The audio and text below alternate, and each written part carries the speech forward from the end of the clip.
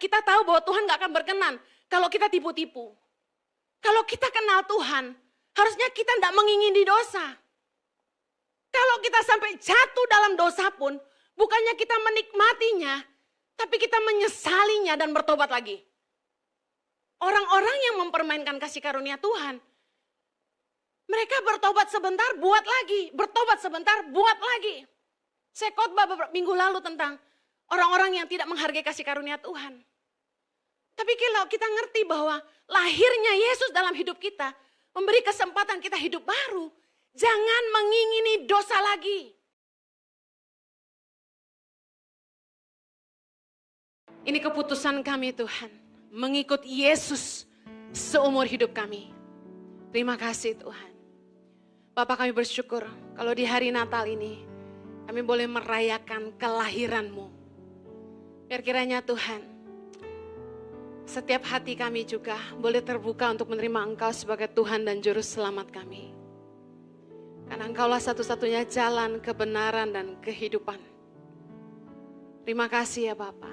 Berdoa untuk firman-Mu biar kiranya setiap kami boleh memahaminya dengan bahasa yang mudah dimengerti. Supaya kami bisa menghidupinya dalam hidup kami. Berikanlah hikmat dan wahyu. Ajarilah kami kebenaran firman-Mu. Tolong hamba-Mu ya Tuhan, karena sungguh tanpa Engkau hamba tidak mampu menyerahkan setiap menit-menit ke depan ke dalam pimpinan Roh Kudus penuhnya. Kami yang siap diberkati Tuhan, sama-sama kita katakan, Amen. Sebelum Anda duduk, katakan kanan kirimu, Merry Christmas. Ya, silakan duduk. Merry Christmas everyone. Merry Christmas Dave. Selamat Natal juga bagi Anda yang menonton ibadah ini melalui ibadah online. Saya berdoa agar Natal selalu lahir di hati kita semua. Amen. Merry Christmas. Saya sangat suka cita karena anak kembar saya pulang untuk menjenguk mamahnya. Yeay. My tweenie. Oke. Hari ini saya akan menyampaikan firman Tuhan mengenai gaya hidup baru. Dalam 2 Korintus 5 ayat 17 dibilang gini. Kita baca sama-sama. Jadi siapa yang ada di dalam Kristus, ia adalah ciptaan baru. Yang lama sudah berlalu. Sesungguhnya yang baru sudah datang. Yang bersuka cita karena Tuhan memberikan kita kesempatan untuk hidup baru. Katakan amen. Rupanya saudara yang bersyukur mengalami Kristus dalam hidupmu. Sehingga engkau diberi kesempatan untuk memulai lagi hidup yang baru. Angkat tangan. Saya pernah mengubah nama. Ya, berapa banyak yang pernah ganti nama di sini? Ganti nama di Indonesia susahnya minta ampun ya. Berkas-berkasnya harus diurus pakai agen. Bertahun-tahun ngurusnya. Saya lahir dengan nama kecil Ai Ching. Yang artinya cinta. Cinta buat Indonesia, amen. Dan saya nggak suka nama itu. Karena orang Indonesia nggak bisa bahasa Mandarin, mereka panggil saya dengan sebutan Ai Ching. Ai Ching Tekuse. Padahal harusnya bilangnya Ai Ching. Saya sebel banget dari kecil, orang panggil saya kucing, cacing, kencing, dan sebagainya. You know, waktu kecil gak lucu loh dipanggil gitu ya. Sebel gak diledekin orang? Sebel banget. I hate my name. I hated my name so much. Sampai saya tanya mama saya, kenapa koko saya di akte lahir namanya Denny, adik saya di akte lahir namanya Benny, kenapa Henny gak ada di akte lahir? Gue protes. Seperjalanan hidup saya lahir di keluarga yang broken home, udah bukan cerita baru. Lalu saya nakal. Saya pacaran, saya sempat tinggal di kota kecil di Pulau Bangka. Ya, umur 4 tahun saya ke sana. Saya lahir di Jakarta. Umur 4 tahun, akong saya, dia datang dari Tiongkok ya, Fujian, Hinghuaren. Datang naik perahu, buka usaha di kota Pangkal Pinang dan menjadi sangat kaya. Nah, anak-anaknya papa saya itu yang ngelemparin barang dari Jakarta, kami mainnya spare part mobil, onderdil mobil. tinggal di kota kecil yang namanya Pangkal Pinang itu. Ada orang Bangka di sini? Ada, 1, ada lagi? 2, 3. Pacak ngomong Pinkong dak? Saya bisa ngomong Bangka. Nah, waktu saya di kota Pangkal Pinang itu, orang kota kecil kenal kita. Kota kecil itu nggak enak ya. Kita ngapain aja orang tahu. Kepo, you know. Saya sebel tinggal di sana karena orang kepo. They just wanna know what you do. Nah, saya tinggal di sana cuma sampai SMA 1. Saya balik ke Jakarta karena akong saya meninggal akhirnya setelah diurus oleh orang tua saya bertahun-tahun. Lumpuh total, papa mama saya urus, diranjang, mandikan. Akhirnya ketika meninggal, saya pulang ke Jakarta. Nah, singkat cerita selama tinggal di kota itu, saya cukup terkenal nakal. Pacarnya banyak. Berapa Bu Heni? Rahasia. Ya, Pak Jojo yang keberapa? Rahasia. So, waktu saya pindah ke Jakarta, saya masuk kelas 2 SMA. Saya masuk ke sekolah yang baru, di mana teman-teman itu semua baru. Mereka nggak tahu saya siapa. Saya nggak pernah cerita saya dari mana. Saya nggak pernah cerita saya siapa. Jadi saya punya kesempatan untuk memulai hidup yang baru di Jakarta, di sekolah yang baru, dengan lingkungan yang baru. Sampai sini paham? Teman-teman di sekolah yang nggak tahu saya siapa, beberapa anak cowok mulai goda-godain saya, ya. Saya tinggi, langsing, tinggi 168, berat 47. Kurus banget, kayak tiang listrik. Ya, sekarang tetap seksi aja. Ya. Digodain terus. Nah, tapi saya sudah tidak mau pacar-pacaran. Saya ngambil prinsip gini, saya pengen ganti jati diri saya. Saya pengen di tempat yang baru ini, saya jadi lebih baik. Saya pengen orang kenal saya dari nol. Kenapa saya bisa punya keputusan itu? Waktu saya masuk ke sekolah yang baru itu, saya diinjilin sama teman-teman saya. Waktu itu Jojo masih culun, ya, rambutnya kayak Charlie Chaplin belah dua gitu. Kadang-kadang ada poninya, bangs. Terus mulai main gitar di kelas. Treng. Heni ku cinta kau, cinta kau. Padahal itu lagunya lagu Yesus. Yesus ku cinta kau, cinta kau. Dia ngerayu aja pakai lagu rohani. Parah. Gak pernah ajak saya ke bioskop. Ngajaknya yang kemana? Pacarannya? KKR. Hobinya foto sama hamba Tuhan. Saya ketemu anak ini culun sebenarnya. Agak bau badan. Waktu itu ya. Tapi cute.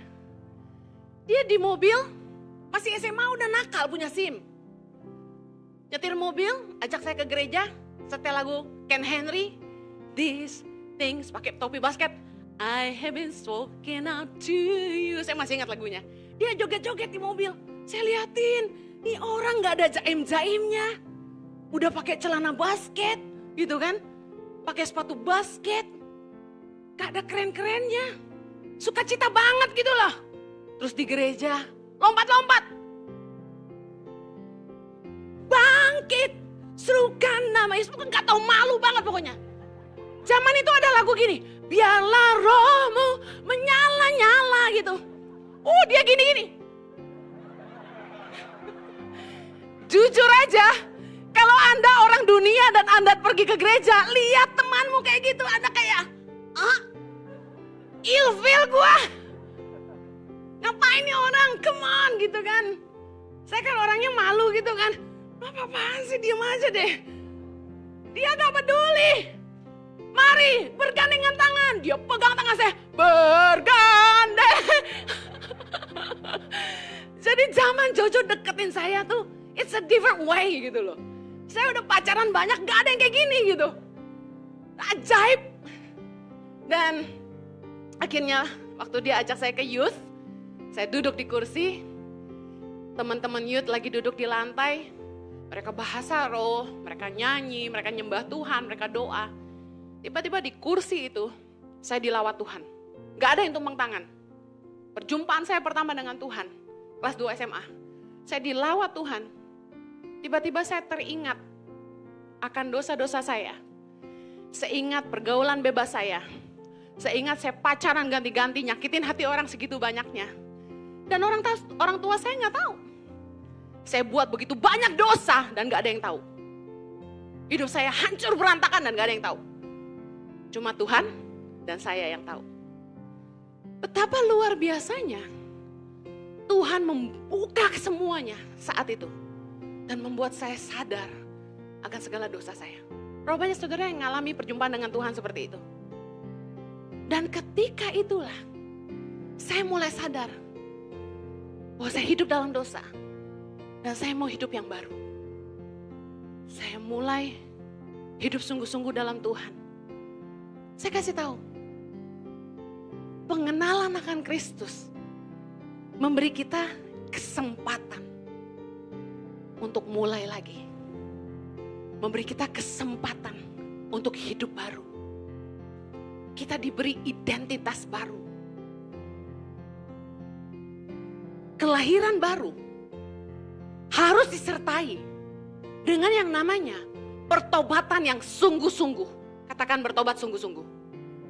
Karena kelahiran baru tanpa disertai pertobatan yang sungguh-sungguh gak akan memberikan kepada kita hidup baru.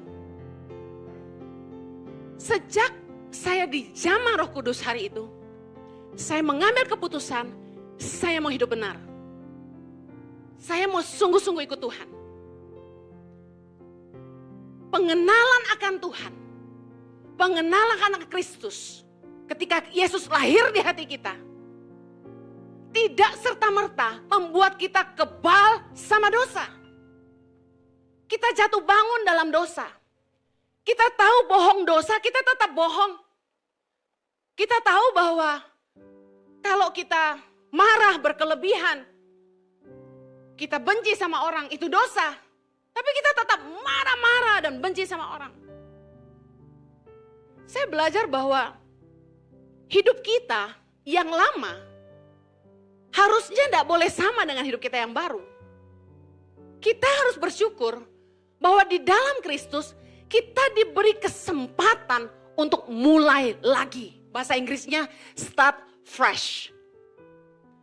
Tapi kehidupan yang baru tidak akan jadi lebih baik kalau kita tidak bertobat sungguh-sungguh.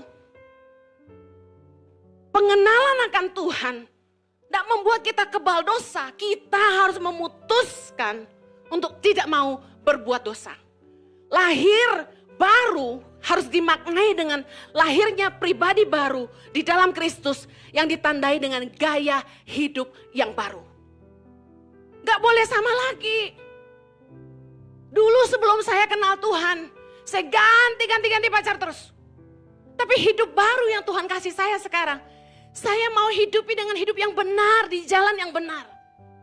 1 Yohanes 3 ayat 10, mari baca sama-sama. Inilah tandanya anak-anak Allah dan anak-anak iblis. Baca sama-sama. Setiap orang yang tidak berbuat kebenaran tidak berasal dari Allah. Demikian juga barang siapa yang tidak mengasihi saudaranya. Dua tanda ini yang menjadi bukti orang itu sungguh-sungguh bertobat, hidup baru. Yang pertama, dia hidup dalam kebenaran. Yang kedua, dia hidup dalam kasih.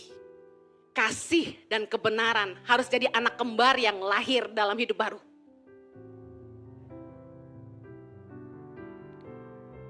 Siapakah orang-orang yang hidup dalam kebenaran? Mari kita lihat. 1 Yohanes 2 ayat 3 bilang gini. Dan inilah tandanya bahwa kita mengenal Allah, yaitu jikalau kita menuruti perintah-perintahnya.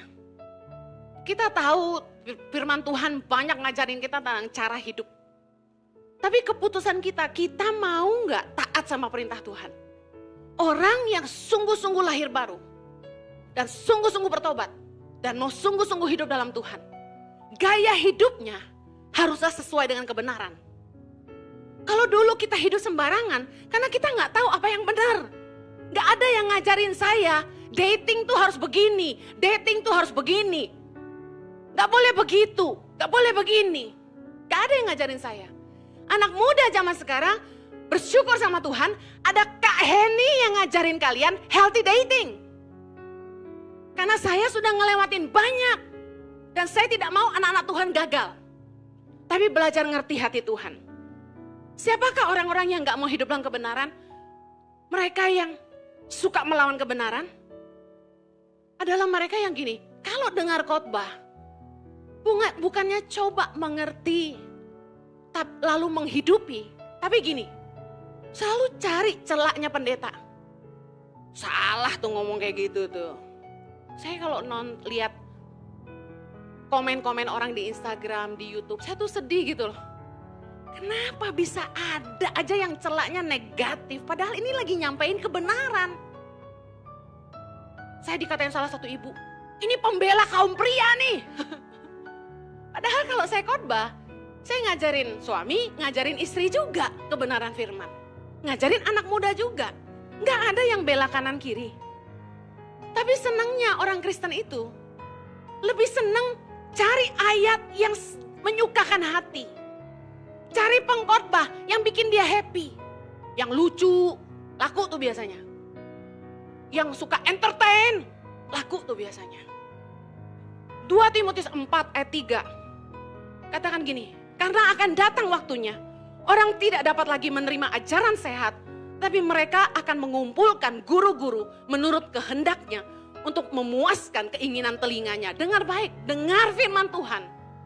Supaya Anda mengerti dan Anda hidupi. Bukan untuk menyukakan hati. Yang mau katakan amin. Gaya hidup kebenaran itu seperti apa? Kehidupan yang tidak lagi mengingini dosa dan hal-hal yang tidak berkenan kepada Allah. Tadi dikatakan oleh firman Tuhan. Sebagai tanda orang itu mengerti, mengenal Tuhan, anak-anak Allah. Setiap orang yang berbuat kebenaran. Berarti mereka nggak cari-cari dosa lagi. Kehidupan yang tidak lagi mengingini dosa. Atau hal-hal yang tidak berkenan di hadapan Tuhan. 1 Yohanes 3 ayat 6 bilang gini. Karena itu setiap orang yang tetap berada di dalam dia tidak berbuat dosa lagi. Setiap orang yang tetap berbuat dosa tidak melihat dan tidak mengenal dia. Kalau orang kenal Tuhan sungguh-sungguh. Mereka akan ngerti isi hati Tuhan. Mereka gak akan dengan sengaja menyakiti hati Tuhan. Mereka tahu Tuhan gak berkenan kalau kita gak hidup kudus. Tuhan tahu, Tuhan gak akan berkenan. Kita tahu bahwa Tuhan gak akan berkenan kalau kita tipu-tipu. Kalau kita kenal Tuhan, harusnya kita gak mengingini dosa. Kalau kita sampai jatuh dalam dosa pun, bukannya kita menikmatinya, tapi kita menyesalinya dan bertobat lagi. Orang-orang yang mempermainkan kasih karunia Tuhan, mereka bertobat sebentar, buat lagi. Bertobat sebentar, buat lagi. Saya khotbah beberapa minggu lalu tentang orang-orang yang tidak menghargai kasih karunia Tuhan. Tapi kalau kita ngerti bahwa lahirnya Yesus dalam hidup kita, memberi kesempatan kita hidup baru, jangan mengingini dosa lagi. Bu Heni kan kita hidup dalam daging. Perjuangan kita justru melawan keinginan daging. Roma 12 ayat 1 bilang, persembahkanlah tubuhmu sebagai persembahan yang hidup, yang kudus dan yang berkenan kepada Allah. Ingat ketika Yesus lahir, orang-orang Majus itu bawa persembahan bagi Yesus. Mereka datang bawa emas, kemenyan dan mur. Bicara soal gini, kalau engkau menghargai lahirnya Yesus dalam hidupmu, berikan persembahan yang terbaik, yaitu hatimu dan hidupmu. Apa yang kamu bawa buat Tuhan? Jangan malah bawa persembahan yang berbau busuk. Anyir, amis. Berikan hidupmu yang kudus. Siapakah mereka yang boleh naik ke gunung Tuhan, kata firman Tuhan? Mereka yang suci hatinya dan bersih tangannya. Kalau kita sungguh-sungguh mau berikan persembahan yang terbaik buat Tuhan, Natal ini, yuk hidup sungguh-sungguh lebih lagi buat Tuhan. Yuk belajar hidup kudus sungguh-sungguh. Jaga hatimu tetap murni, jangan jahat sama orang. Tahun depan, yuk ambil komitmen. Mulai belajar kebenaran firman Tuhan. Join komsel. Dengerin Bible study. Yuk pelayanan yuk. Beri hidupmu sebagai persembahan yang hidup buat Tuhan. Gaya hidup yang baru yang kedua. Hidup dalam kasih. 1 Yohanes 3 ayat 14 berkata begini. Kita tahu bahwa kita sudah berpindah dari dalam maut ke dalam hidup. Yaitu karena kita mengasihi saudara kita. Barang siapa tidak mengasihi, ia tetap di dalam maut. Kita tahu bahwa Allah adalah kasih. Kalau kita mau gaya hidup baru, kita harus berubah jadi orang yang penuh kasih. Jangan suka emosi. Jangan suka marah-marah gak jelas. Jangan suka benci sama orang. Jangan dendaman, jangan iri hati. Mari hiduplah dalam kasih. Kata love dalam bahasa Inggris diterjemahkan dalam bahasa Indonesia dengan kata yang begitu indah, kasih. Gampang ngajarinnya. Kasih selalu memberi. Yohanes 3 ayat 16 berkata, karena begitu besar kasih Allah akan dunia ini. Dia mengaruniakan anaknya yang tunggal. Supaya kita yang percaya kepadanya tidak binasa, melainkan beroleh hidup yang kekal. Listen, karena kasih, karena begitu besar kasih Allah akan dunia ini. Dia memberikan, mengaruniakan anaknya yang tunggal. Gaya hidup kasih adalah orang-orang yang selalu berbagi. Orang-orang yang peduli orang lain. Kasih itu gak mementingkan diri sendiri. Dalam Kisah Rasul 2 ayat 44. Ada sekelompok murid-murid Yesus yang baru percaya kepada Kristus. Mari kita belajar gaya hidup kasih mereka. Kisah Rasul 2 ayat 44. Dan semua orang yang telah menjadi percaya tetap bersatu. Dan segala kepunyaan mereka adalah kepunyaan bersama. Dan selalu ada dari mereka yang menjual harta miliknya, lalu membagi-bagikannya kepada semua orang sesuai dengan keperluan masing-masing. Ayat 46. Dengan bertekun dan dengan sehati, mereka berkumpul tiap-tiap hari dalam bait Allah. Mereka memecahkan roti di rumah masing-masing secara bergilir dan makan bersama-sama dengan gembira dan tulus hati. Di dalam kasih, itu orang gak mementingkan diri sendiri. Kita peduli orang lain. Hari ini, apakah Anda punya gaya hidup kasih? Kalau Anda masih suka pelit sama orang, hitung-hitungan, sama pasangan sendiri aja pelit, gimana mau murah hati sama orang? Kalau Anda selalu menuntut, bukannya memberi. Orang kalau mengasihi dalam hubungan, mereka bukan mikirin apa yang orang lain bisa kasih buat saya. Tapi mereka akan selalu berpikir apa yang saya bisa kasih buat orang lain. Saya mau akhiri dengan ini. Gaya hidup kasih akan membuat kita bisa menerima kekurangan orang lain. Mudah mengampuni dan tidak menghakimi. Roma 2 ayat 1, ayat terakhir dari saya. Karena itu, hai manusia, siapapun juga engkau yang menghakimi orang lain, engkau sendiri tidak bebas dari salah. Sebab dalam menghakimi orang lain, engkau menghakimi dirimu sendiri. Karena engkau yang menghakimi orang lain, melakukan hal-hal yang sama. Yesus datang dalam hidup kita. Dia lahir dalam hati kita. Supaya kita belajar ngerti kebenaran. Karena itulah perjumpaan dengan Kristus. Lahir baru selalu ditandai dengan kita sadar kita hidup dalam dosa. Dan kita mulai berbalik dari jalan-jalan kita yang salah. Yang kedua, pengenalan akan Tuhan dalam hidup kita. Membuat kita mengerti bahwa kita punya Allah yang penuh kasih. Bukankah karena dia mengasihi kita maka kita bisa mengasihi yang lain? Kalau orang saling mengasihi, dia akan berusaha mengerti. Dia akan berusaha menerima kekurangan orang lain. Dia akan sangat mudah mengampuni. Saya sedih waktu dengar orang-orang di sekitar saya saling menyerang. Ada yang bilang sama saya, bahwa saya itu orang yang gak bisa ngelihat apakah orang di sekitar saya itu tulus atau enggak katanya. Saya bilang gini, saya bukan gak tahu orang tulus atau enggak. Tapi saya percaya gini, urusan orang tulus atau enggak, itu urusan dia sama Tuhan. Amin. Kita manusia gak boleh jadi hakim buat orang lain. Bahkan gini, tanggung jawab kita sama Tuhan, itu urusan kita sama Tuhan. Apa yang Tuhan percayakan dalam hidupmu hari ini? Tanggung jawab, urusin itu baik-baik, kerja baik-baik. Urusan orang lain, itu urusan dia sama Tuhan. Dia mau tulus kayak dia enggak kayak, itu urusan dia sama Tuhan. Dan saya belajar, seperti Tuhan mengampuni saya dan memberi saya kesempatan hidup yang baru, saya juga harus mengampuni orang lain dan selalu kasih mereka kesempatan. Tuhan tuh sangat sayang kita, makanya dia datang buat kita.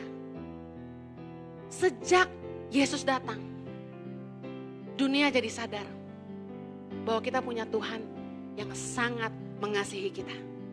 Amen. Mari belajar mengampuni orang yang bersalah. Mari berhenti menghakimi, karena ketika Anda menghakimi, Anda tidak bisa mengasihi. Ganti kacamatamu, lihat kacamata Tuhan.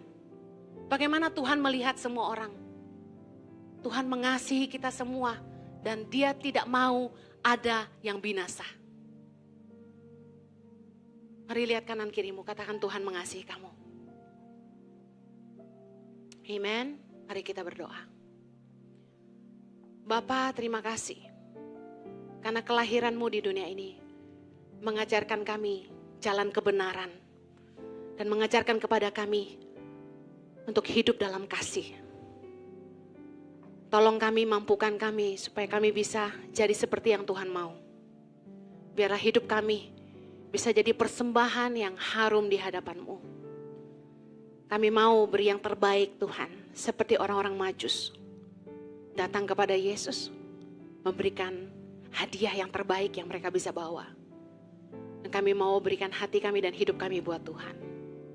Yang mau sungguh-sungguh berikan hati dan hidupmu buat Tuhan, sama-sama kita katakan.